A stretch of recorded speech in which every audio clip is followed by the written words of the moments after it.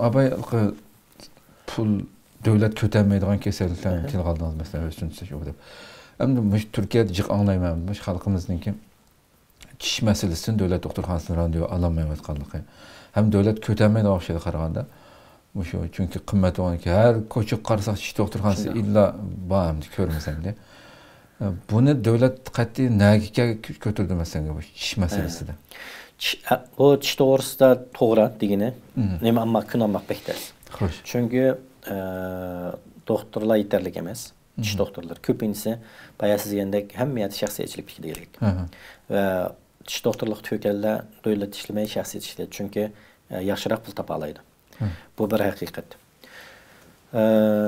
Hem de doktorxana qanda төлey деген çağda onun oxşaş. Eğer özünüz karakterlik bomba qılıb qalsa mən төлeydim. Siz qopab dişimni davaltdım, çekdim, dolgu yaptım, ondan bunda qılma desiniz töleyilik. Ama siz qopab dişimə qama qılab qalğanda aşağıya implant yapamıyorsa onu tölemeydi. Onu olmaydı.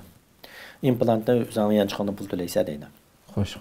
Ama total edip bütkül çipekle edem olub qalsa qere, onda olub qalsa onağa eləqi saxta dişini qılıdı. Neme üçün degencə o eləqi özünün demez ihtiyaç. İhtiyaç. Ama bir işkital 3-4 tar çiketken dişinin ornama çiş salıdım qıp qoyduysa onu tölemeydi.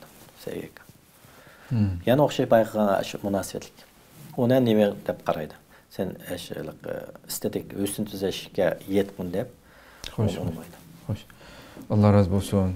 Köptün köp rahmet.